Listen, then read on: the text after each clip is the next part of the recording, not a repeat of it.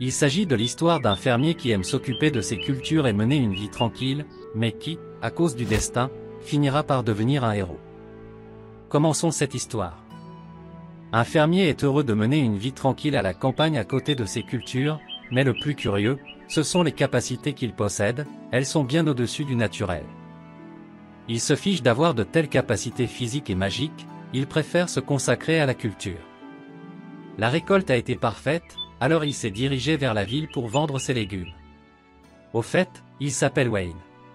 Wayne voyageait tranquillement dans son chariot, quand il aperçoit un dragon au loin et voit qu'il se bat avec d'autres personnes. Pour l'aider un peu, il lance une carotte pour le distraire, mais cela fait exploser le dragon.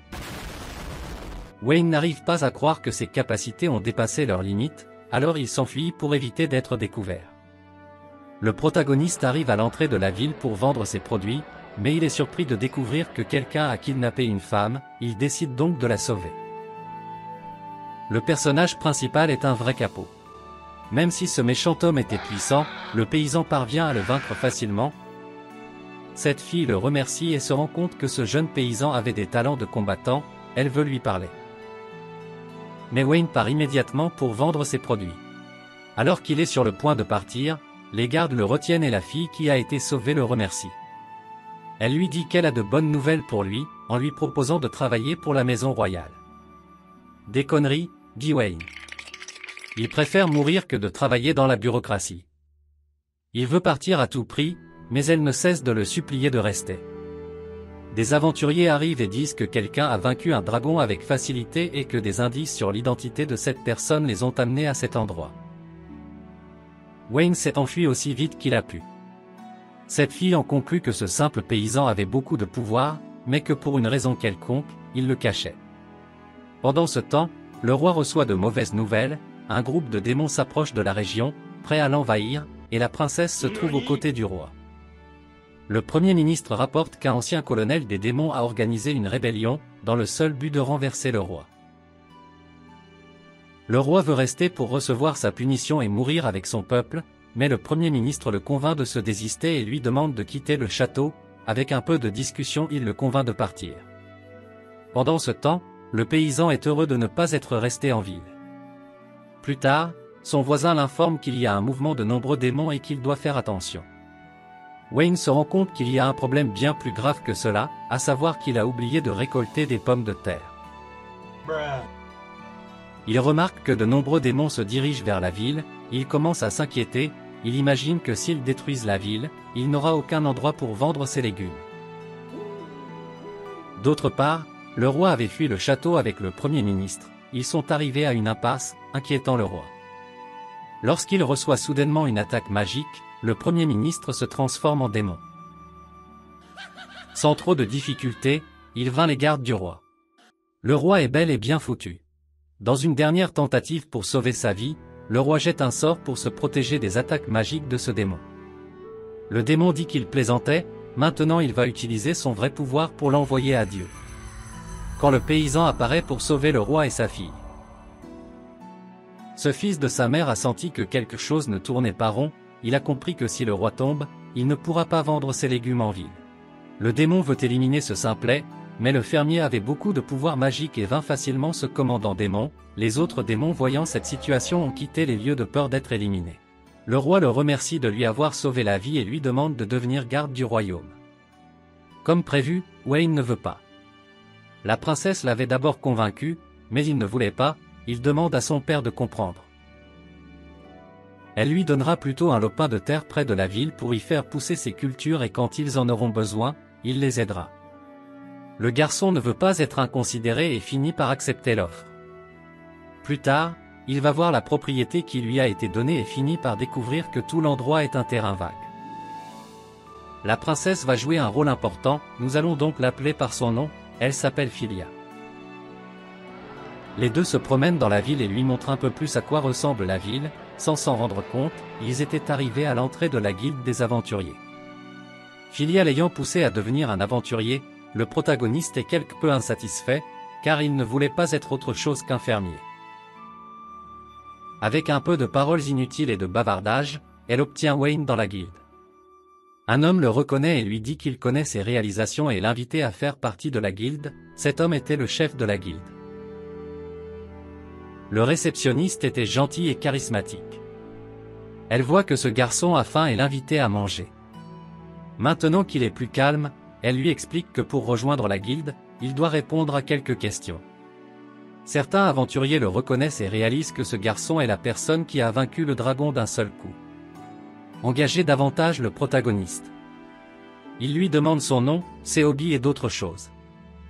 Il explique qu'il est maître fermier, mais qu'il a voulu être un aventurier pour calmer une personne, touchant un peu cette fille.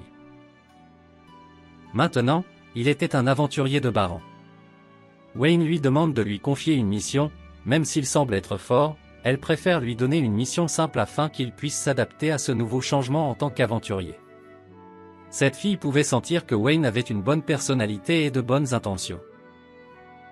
Elle décide de lui offrir une cape très spéciale pour le protéger des attaques magiques. D'une manière ou d'une autre, elle semble tomber amoureuse de lui.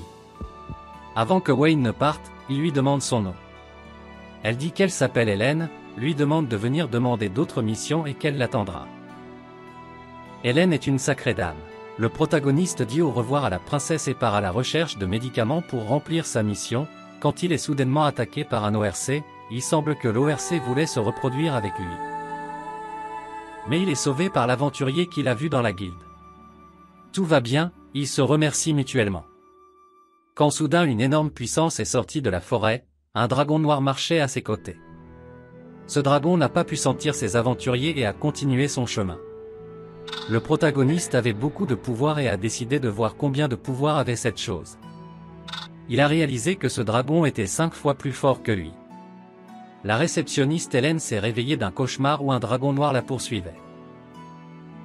Elle décide de continuer à travailler comme d'habitude, mais semble un peu fatiguée. Sa mère adoptive lui demande de se reposer pour la journée. Quand soudain Wayne arrive préoccupé pour rapporter quelque chose d'important. Rapidement, Wayne et le chef des aventuriers se rencontrent pour raconter son observation. Il explique qu'il a vu un dragon noir très puissant, le protagoniste dit qu'il a pu voir ses stats et qu'elle dépasse l'absurde. Il note également qu'elle était appelée Ouroboros. Tout le monde s'est inquiété, car cette bête était un dragon légendaire qui provoque le chaos et la souffrance des gens. En entendant ce nom, Hélène a failli s'évanouir, se rappelant son passé avec son frère. Elle a fini par s'évanouir. La mère adoptive dit à Wayne de ne pas s'inquiéter, qu'Hélène va mieux maintenant. La femme peut voir que Wayne portait une cape. Elle est surprise qu'il le porte car c'était quelque chose d'important pour Hélène. Il y a 15 ans, une petite fille avait été emportée par la rivière et la seule chose qui l'accompagnait était la cape que portait Wayne. Ça veut dire que si elle lui a donné la cape, il doit être important. Cette dame a le sentiment que le dragon Ouroboros a quelque chose à voir avec son évanouissement. Wayne se sent coupable, il décide donc de se renseigner. Maintenant qu'il est un aventurier, il décide qu'il est temps de protéger les faibles et commence à chercher des informations afin de trouver plus de nouvelles sur ce dragon. Le peu qu'il a pu trouver à la bibliothèque n'était pas suffisant, il devait chercher dans les archives de la ville, mais comme il n'était pas un aristocrate, il n'était pas autorisé à entrer. La princesse a pu voir que ce garçon était en difficulté et a décidé de l'aider, elle qui occupe un poste politique élevé a décidé de lui donner un coup de main et d'enquêter sur les faits. Ils ont trouvé un rapport où un dragon noir, il y a 15 ans, avait détruit un village.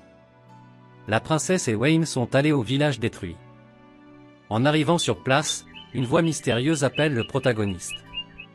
Wayne est parti à la recherche de cette voix, laissant la princesse derrière lui. Il arrive devant une tombe. Il est surpris de pouvoir l'entendre. Le garçon était un fantôme. La princesse dit qu'elle ne voit rien, alors le protagoniste la couvre de sa cape pour qu'elle puisse voir le fantôme. Le fantôme explique qu'il peut le voir car il porte une cape qui est très importante pour lui. De son vivant, il y a longtemps, lui et sa sœur vivaient paisiblement dans un village relativement tranquille. Il n'était qu'un enfant, tout comme sa sœur, ils se protégeaient mutuellement. Un jour, un dragon avait complètement détruit le village, en essayant de s'éloigner le plus possible de l'endroit. Mais c'était impossible, le dragon a commencé à détruire tout ce qui les entourait, le dragon a profité du désespoir des gens. Les deux frères courent aussi vite qu'ils peuvent, mais le dragon les rattrape, ils prennent un autre chemin de fuite, mais c'est impossible de continuer. Ce dragon jouait avec eux. La petite sœur ne pouvait plus courir, le petit frère a essayé de protéger sa sœur, mais c'était impossible. Le dragon a fini par dévorer le garçon. Ce dragon s'est nourri du désespoir des gens. L'histoire raconte que le dragon Ouroboros laissait une personne en vie, puis tous les 15 ans, il partait à la recherche de cette personne pour la dévorer et détruire l'endroit où elle se trouvait, répétant ainsi le cycle. Hélène est en difficulté, elle était une orpheline qui venait de surmonter sa peur, mais maintenant avec l'apparition de ce dragon, les souvenirs du passé reviennent. Ce fantôme leur demande donc d'aider sa sœur à échapper à la calamité qui s'annonce et de protéger la ville. De plus, il avait un message important pour sa sœur.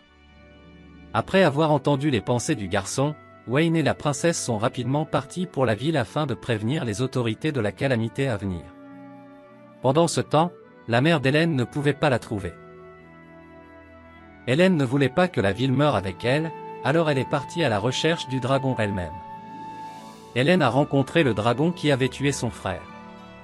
Cette bête dit qu'elle détruira la ville entière sous ses yeux, une par une, afin que son désespoir grandisse et qu'à la fin elle soit le plat principal.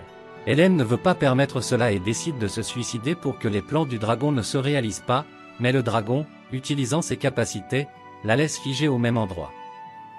Le dragon lui dit que c'est sa faute si son frère est mort, que si elle était morte, son frère irait bien. Hélène entre dans un état profond de non-retour, au moment même où elle est sur le point d'assumer sa culpabilité. Wayne arrive pour la sauver et empêcher le dragon de la manger. Wayne pouvait imaginer qu'elle voulait en quelque sorte payer ses péchés en venant seule dans cette forêt. Le protagoniste lui dit de ne pas s'inquiéter, qu'il la protégera de ce dragon. Le dragon tente de dévorer le protagoniste. Wayne n'était pas du tout faible mais il ne peut pas tenir tête à quelqu'un de beaucoup plus puissant que lui. Hélène lui demande d'arrêter de se battre et de partir. Elle ne veut pas que quelqu'un meure à cause de lui. Le protagoniste lui explique que ce n'est pas de sa faute, qu'elle doit juste avoir de l'espoir pour ce combat, car ce dragon se nourrissait de désespoir et sa puissance pourrait être infinie, mais si elle a la foi et la confiance en elle, le dragon ne sera qu'un faible. Le dragon a commencé à perdre toute sa puissance, l'espoir qu'Hélène avait pour Wayne a fait perdre de la puissance au dragon au point qu'il était à un niveau bas. Le protagoniste, profitant de la faiblesse du dragon, l'a vaincu d'un seul coup. La victoire semblait acquise, mais soudain, Hélène a poignardé Wayne. Elle avait été possédée par Ouroboros avant de mourir.